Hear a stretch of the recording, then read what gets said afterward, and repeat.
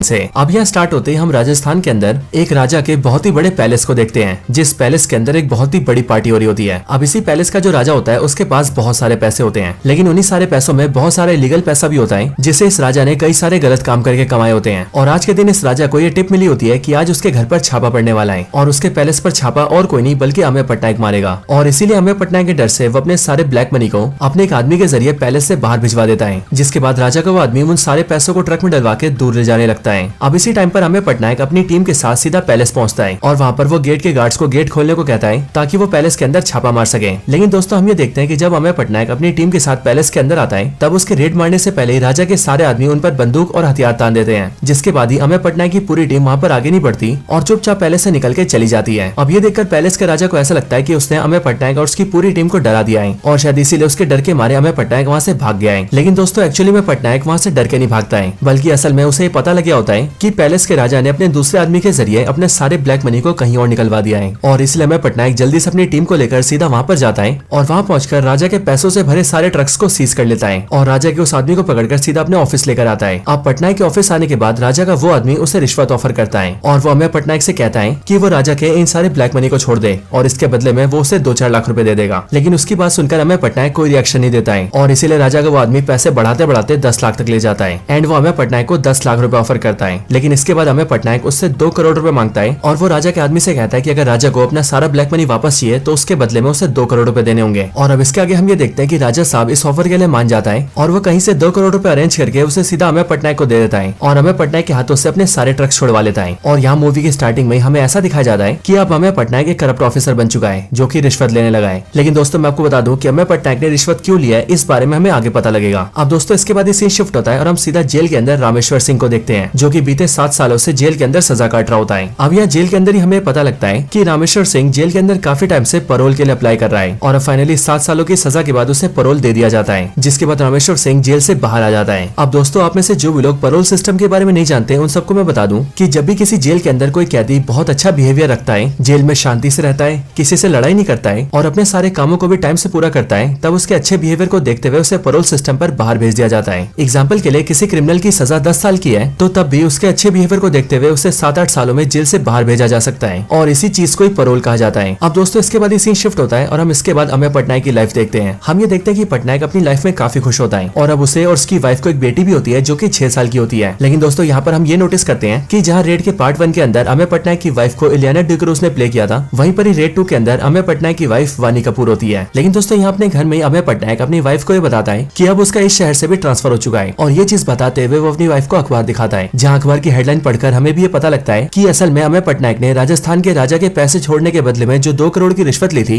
वो रिश्वत की खबर बाहर आ चुकी थी और इसीलिए उसी रिश्वत के इल्जाम की वजह से अमेय पटनायक का ट्रांसफर हुआ है और इस बार उसका ट्रांसफर हुआ है राजस्थान के भोज टाउन के अंदर। वैसे दोस्तों मैं आपको बता दूं कि राजस्थान के अंदर भोज नाम का कोई भी टाउन नहीं है और इसीलिए आप ये समझ सकते हैं कि मूवी के अंदर इस भोज नाम के टाउन को फिक्शनल तरीके से क्रिएट किया गया है। अब दोस्तों ट्रांसफर के हिसाब से अमेय पटनायक अपनी फैमिली को लेता है और सीधा भोज टाउन चला जाता है जिस टाउन में उसका ट्रांसफर हुआ था। अब अमेय पटनायक के यहाँ पर आने के बाद ही हम भोज टाउन का नजारा देखते हैं और इसी भोज के अंदर हम मिलते हैं मूवी के मेन विलन से यानी कि रितेश देशमुख से, जिनका इस मूवी के अंदर नाम होता है मनोहर दंकड़। लेकिन दोस्तों इस पूरी मूवी के अंदर इन्हें दादा भाई के नाम से जाना जाता है और इसीलिए हम भी इन्हें दादा भाई कहेंगे। और दोस्तों दादा भाई के इंट्रोडक्शन के साथ ही हमें ये पता लगता है कि ये दादा भाई पूरे भोज का एमएलए है और एक एमएलए होने की वजह से यहाँ के लोग उसे काफी सपोर्ट करते हैं एंड दादा भाई की पूरे भोज के अंदर बहुत ज्यादा रिस्पेक्ट भी है। इसके साथ ही दादा भाई अपने एरिया के लोगों की बहुत मदद करता है और उसके टाउन में जितने भी भूखे लोग होते हैं वो उन सभी को खाना भी खिलाता है, जिस वजह से पूरे भोज के लोग दादा भाई से बहुत ज्यादा प्यार करते हैं और उसके लिए हमेशा अपना पूरा सपोर्ट दिखाते हैं। हालांकि दोस्तों इन सब के साथ ही जो दादा भाई है वो पूरे भोज का सबसे अमीर आदमी होता है, यानी कि पूरे भोज के अंदर उसके पास सबसे ज्यादा पैसे होते हैं। इसके साथ ही उसने गरीबों की मदद करने के लिए एक फाउंडेशन भी बना रखा होता है, जिस फाउंडेशन के जरिए ही वो सारे जन कल्याण के काम करता है। अब दोस्तों इसके बाद सीन शिफ्ट होता है और हम फिर से अमेय पटनायक को देखते हैं जो कि भोज आने के बाद सीधा अपनी ऑफिस ज्वाइन करता है। अब यहाँ के इनकम टैक्स ऑफिस में आने के बाद ही वो सबसे पहले अपने सीनियर ऑफिसर से मिलता है जो कि इनकम टैक्स का चीफ कमिश्नर होता है और मूवी के अंदर इनकम टैक्स के चीफ कमिश्नर को प्ले किया है रजत कपूर ने, जो कि इससे पहले भी कई सारी बड़ी बड़ी मूवीज और सीरीज में काम कर चुके हैं। अब दोस्तों यहाँ पर अमेय पटनायक अपने सीनियर और अपने बाकी सारे ऑफिसर्स को बताता है कि अब वो यहाँ भोज में यहाँ के सबसे अमीर आदमी दादा भाई के घर पे रेड मारेंगे। और वैसे ये बात सुनकर अमेय पटनायक का सीनियर भी हिल जाता है, लेकिन अमेय पटनायक जल्दी से अपनी टीम तैयार करता है और सीधा दादा भाई के घर रेड मारने जाता है। और फिर दोस्तों इसी टाइम पर हमें पता लगता है कि असल में मूवी की स्टार्टिंग में अमेय पटनायक ने जो 2 करोड़ की रिश्वत ली थी वो उसने करप्ट ऑफिसर होने की वजह से नहीं ली थी, बल्कि वो सब कुछ उसका मास्टर प्लान था। एक्चुअली में अमेय पटनायक ये जानता था कि रिश्वत लेने की वजह से उस पर रिश्वत लेने का इल्जाम लगेगा और उसका यहाँ भोज में ट्रांसफर हो जाएगा। एंड इसी वजह से उसने जानबूझकर रिश्वत ली ताकि उसका यहाँ पर ट्रांसफर हो जाए। और ये सब इसीलिए क्योंकि अमेय पटनायक यहाँ पर आकर दादा भाई को टारगेट करना चाहता था, क्योंकि वो दादा भाई को काफी सालों से ट्रैक कर रहा था। लेकिन दोस्तों इसी दौरान हमें पता लगता है कि रेड मारने से पहले अमेय पटनायक ने दादा भाई के बारे में सारी इन्फॉर्मेशन ले ली थी। हम ये जानते हैं कि रेड मारने से काफी टाइम पहले से ही अमेय पटनायक ने भोज टाउन के लोगों से दादा भाई के बारे में जानना शुरू कर दिया था। और इसी दौरान जब वो एक बार जूते लेने जूते वाली दुकान पर गया था, तब उसी टाइम पर दादा भाई के बारे में पूछने पर जूते वाला उसे बताता है कि असल में दादा भाई बहुत ही अच्छे इंसान हैं, जिन्होंने मेरी भी कई बार मदद की है। लेकिन असल में बात यह है कि आज से बहुत साल पहले दादा भाई की भी एक जूते चप्पल की दुकान थी और वो मेरी तरह लोगों को जूते चप्पल बेचा करते थे। लेकिन दादा भाई की एक खासियत थी कि उनके दुकान में कोई जूते चप्पल बिके या फिर ना बिके, लेकिन तब भी वो अपने आसपास के पूरे इलाके के लोगों को खाना खिलाया करते थे। और वो जब तक अपने क्षेत्र के गरीब लोगों को भोजन नहीं करा देते थे, तब तक दादा भाई घर जाकर सोते नहीं थे। लेकिन जब ऐसे ही गरीब लोगों को खाना खिलाने में दादा भाई को तकलीफ होने लगी और उनके पैसे खत्म होने लगे, तब उन्होंने अपने जूते चप्पल की दुकान तक बेच दी और दुकान बेचकर जो पैसे मिले उनसे गरीब लोगों को खाना खिलाने लगे। लेकिन फिर एक समय ऐसा आया कि जब दादा भाई के पास कुछ भी नहीं बचा, दादा भाई के सारे पैसे खत्म हो चुके थे, इसीलिए वो चाहकर भी गरीबों की मदद नहीं कर पा रहे थे। लेकिन इतने टाइम तक गरीबों की सेवा करने की वजह से आसपास के सारे लोग उनके समर्थन में आ गए और सभी गरीब लोगों ने दादा भाई को ये राय दी कि वो इलेक्शन में खड़े हों और पूरे क्षेत्र के एमएलए बन जाएं। और एक बार नेता बनने के बाद वो क्षेत्र के लोगों की बड़े आराम से मदद कर सकते थे। अब सभी लोगों ने दादा भाई को ये राय दी कि वो चीफ मिनिस्टर के ऑफिस जाकर उनसे टिकट मांगे। लेकिन जब लोगों के कहने पर दादा भाई चीफ मिनिस्टर के ऑफिस गए और वहाँ जाकर एमएलए बनने की टिकट मांगी, तो वो सुनकर वहाँ बैठे चीफ मिनिस्टर ने और बाकी सारे लोगों ने दादा भाई का बहुत मजाक बनाया। चीफ मिनिस्टर ने दादा भाई को गरीब और फटीचर कहा और उन्होंने दादा भाई से ये भी कहा कि उसकी चप्पल खरीदने की भी औकात नहीं है। और इसीलिए दादा भाई की बेइज्जती करने के लिए उसने दादा भाई के पैरों में पहनी हुई चप्पल को उनके सर पर रखने को कहा और सर पे चप्पल रखकर ही वहाँ से जाने को कहा। लेकिन जब भोज के लोगों ने देखा कि चीफ मिनिस्टर ने दादा भाई की बेइज्जती करी है और अपने ऑफिस से दादा भाई को उनके सर पर चप्पल रखवाकर वापस भेजाए, तब पूरे भोज के सारे लोग दादा भाई के समर्थन में आ गए और सभी लोगों ने मिलकर बिना किसी पार्टी के दादा भाई को पूरे क्षेत्र का एमएलए बना दिया। यहाँ तक कि उसके बाद से दादा भाई का समर्थन इतना ज्यादा बढ़ गया कि खुद राजस्थान के चीफ मिनिस्टर को भी दादा भाई से माफी मांगनी पड़ी और उनसे माफी मांग के दादा भाई का सपोर्ट लेना पड़ा। जिसके बाद दादा भाई पूरे राज्य के होम मिनिस्टर बन गए और उसके बाद से दादा भाई ने अपनी फाउंडेशन खोली, जिसके जरिए वो आज गरीबों की मदद कर रहे हैं। हालांकि इन्हीं सारी इंक्वायरीज के साथ ही अमेय पटनायक को ये भी पता लगता है कि दादा भाई आज से काफी साल पहले नेहा नाम की एक लड़की से प्यार भी किया करता था। और वैसे तो दादा भाई और नेहा दोनों एक दूसरे से शादी करने वाले थे, लेकिन शादी होने से पहले नेहा की ट्रेन हादसे में मौत हो गई और उस बात का दादा भाई को बहुत बड़ा सदमा लगा। एंड फिर उसके बाद से दादा भाई ने कभी शादी नहीं करी। हालांकि दादा भाई के साथ साथ ही हमें यहाँ पर अमेय पटनायक के बारे में भी पता लगता है, जैसे कि हम ये जानते हैं कि अमेय पटनायक ने जानबूझकर राजा से रिश्वत ली थी और खुद ही अपने ऑफिसर्स के जरिए खुद को पकड़वाया था। तो असल में उस टाइम पर हुआ कुछ ऐसा था कि जब अमेय पटनायक ने 2 करोड़ की रिश्वत ली, तब उसने अपने सोर्सेज से उन पैसों को ट्रैक करवाया, जिसके बाद जाकर अमेय पटनायक को ये पता लगा कि वो पैसे हवाला के पैसे हैं जिन्हें इंडिया के अंदर इलीगल तरीके से लाया गया था। और सिर्फ ये नहीं बल्कि उसे ये भी पता लगा था कि एक्चुअल में वो हवाला के पैसे लाने के पीछे दादा भाई का हाथ था। और इसीलिए इन सारी बातों को जानने के बाद ही अमेय पटनायक ने उन पैसों को पकड़वाया, खुद को जानबूझकर दुनिया के सामने रिश्वतखोर कहलवाया और सीधा दादा भाई को पकड़ने के लिए भोज में ट्रांसफर ले लिया। और दोस्तों भोज में ट्रांसफर लेने के बाद ही अमेय पटनायक ने यहाँ पर आने के बाद अपनी रिसर्च चालू कर दी थी, जिसके बाद रिसर्च कर करके धीरे धीरे उसे पता लग गया था कि दादा भाई पूरी दुनिया के सामने वैसे तो फाउंडेशन चलाता है जिसमें वो ये दिखाता है कि वो इसके जरिए गरीब लोगों की मदद कर रहा है, लेकिन असल में दादा भाई फाउंडेशन का इस्तेमाल करके हवाला के जरिए ब्लैक मनी को व्हाइट करता है। और इन सारी बातों को जानकर अमेय पटनायक ने धीरे धीरे करके कुछ सबूत भी इकट्ठा कर लिया थे, जिन सबूत के दम पर उसने दादा भाई के घर में रेड मारने के लिए वारंट ले लिया। और फिर इसीलिए अमेय पटनायक अपनी पूरी टीम को लेकर सीधा दादा भाई के घर में रेड मारने जाता है। लेकिन दोस्तों जैसे अमेय पटनायक रेड मारना स्टार्ट करता है, तब उसे बहुत ही बड़ा झटका लगता है और वो इसीलिए क्योंकि उसने जिन जिन जगहों पर सबूत देखे थे दादा भाई ने वो सारे सबूत हटवा दिए थे, क्योंकि एज ऑफ कोर्स दादा भाई एक कैबिनेट मिनिस्टर है जिसकी बहुत ही ज्यादा पावर है और इसीलिए इस पूरे रेड के अंदर अमेय पटनायक को कुछ भी नहीं मिलता है। और अब क्योंकि दोस्तों अमेय पटनायक को दादा भाई पर मारी गई रेड में कुछ भी नहीं मिलता है, इसीलिए यहाँ से वो पूरी रेड झूठी साबित हो जाती है। और अब क्योंकि दादा भाई एक कैबिनेट मिनिस्टर था, इसलिए वो इस बात का आधार बना के अमेय पटनायक को उसकी नौकरी से सस्पेंड करवा देता है। और सिर्फ ये नहीं दोस्तों, बल्कि यहाँ पर ही दादा भाई अमेय पटनायक के सामने इस बात को भी रिवील करता है कि वो ये जानता था कि अमेय पटनायक उस पर यानी कि दादा भाई पर काफी टाइम से नजर रख रहा है, लेकिन असल में अमेय पटनायक को ये नहीं पता था कि खुद दादा भाई भी अमेय पटनायक पर बहुत टाइम से नजर रख रहा है। और इसीलिए दादा भाई ये तक जानता है कि अमेय पटनायक ने जानबूझकर 2 करोड़ की रिश्वत का इल्जाम अपने सर पर लिया, उसी के जरिए उसने दादा भाई को ट्रैक किया और वो यहाँ पर छापा मारने आया। लेकिन दोस्तों इतना कुछ होने की वजह से अमेय पटनायक भी इस बात को डिसाइड करता है कि अभी बेशक से वो दादा भाई का कुछ नहीं बिगाड़ पाया है और दादा भाई ने उसे नौकरी से भी निकलवा दिया है, लेकिन तब भी वो नौकरी में रहे या फिर ना रहे, उसके बावजूद भी अब वो दादा भाई को छोड़ेगा नहीं और वो दादा भाई की सच्चाई को सबके सामने लाकर रहेगा। और फिर इसीलिए दोस्तों हम ये देखते हैं कि नौकरी में ना होने के बाद भी अमेय पटनायक अपने नेटवर्क्स को यूज करने लगता है और अपने जान पहचान के लोगों की मदद से इन्वेस्टिगेशन करके दादा भाई के बारे में सारी चीजों के बारे में जानने लगता है। अब दोस्तों इस इन्वेस्टिगेशन के अंदर अमेय पटनायक अपने बैच के पुराने दोस्तों की हेल्प लेता है और अब जाहिर है कि अमेय पटनायक के पुराने बैच वाले दोस्त भी बड़े बड़े सरकारी ऑफिसर्स होते हैं, इसीलिए उन सबकी हेल्प की मदद से अमेय पटनायक कई सारी चीजें जानता है और उसे दादा भाई के बारे में बहुत सारी अंदर की बातें पता लगती हैं। असल में दोस्तों अमेय पटनायक काफी टाइम से ये सोच रहा था कि दादा भाई हवाला के जरिए बहुत सारे ब्लैक मनी को व्हाइट करता है, लेकिन आखिरकार वो ब्लैक मनी को व्हाइट करता कैसे है, क्योंकि इतने सारे करोड़ों रुपए को ब्लैक से व्हाइट करने के लिए कोई बड़ा जरिया चाहिए। और दोस्तों ये सब सोचने के के दौरान ही अमेय पटनायक को यह पता लगता है कि असल में दादा भाई के पास बहुत सारी जमीनें हैं, इतनी जमीनें जितनी को सोच भी नहीं सकता है, और वो सारी जमीनें दादा भाई या फिर उनके किसी रिश्तेदार के नाम पर रजिस्टर्ड है। और फिर इसीलिए यहाँ से इन्वेस्टिगेशन करके अमेय पटनायक को ये पता लगता है कि एक्चुअल में दादा भाई अपने ब्लैक मनी को व्हाइट जमीनों के जरिए करता है, क्योंकि दादा भाई जितने ही ब्लैक मनी को लेता है वो जमीन खरीदने के बहाने उन सारे ब्लैक मनी को व्हाइट में दिखा देता है। लेकिन जाहिर है कि ऐसी बड़ी ट्रांजेक्शन दिखाने के लिए दादा भाई के पास कोई जमीन होनी चाहिए, और इसीलिए इन जमीनों को हासिल करने के लिए दादा भाई दूसरी तरीके अपनाता है, और ये तरीका होता है गरीब और मासूम लड़कियों को जॉब दिलवाना। असल में ऐसा करने के लिए दादा भाई गरीब लड़कियां और उनकी फैमिलीज को पकड़ता है, और उनकी फैमिलीज से उन लड़कियों को जॉब दिलवाने के बहाने में उनकी फैमिलीज की जमीनें ले लेता है, वो भी बहुत ही कम दाम में। और उनकी सारी जमीन बहुत ही कम दाम में लेने के बदले में वो उनकी बेटियों को सरकारी रेलवे जैसे डिपार्टमेंट में जॉब्स दिलवा देता है। लेकिन सिर्फ ये नहीं दोस्तों, बल्कि इन सबके साथ ही दादा भाई जिन भी लड़कियों को जॉब्स दिलवाता है वो उन सभी लड़कियों को एक्सप्लॉइट भी करता है, यानी कि दादा भाई उन सभी लड़कियों का फिजिकली मिसयूज करता है। और सिर्फ ये नहीं दोस्तों, बल्कि इन सब चीजों के साथ ही अमेय पटनायक को ये भी पता लगता है कि भोज के लोगों ने उसे दादा भाई की जिस लवर के बारे में बताया था, यानी कि नेहा राठौर के बारे में, वो नेहा या फिर यूं कहे वो नेहा राठौर और उसकी पूरी स्टोरी भी झूठी थी। असल में गाँव वालों के बीच ऐसी बात फैली थी कि नेहा राठौर दादा भाई से प्यार करती थी,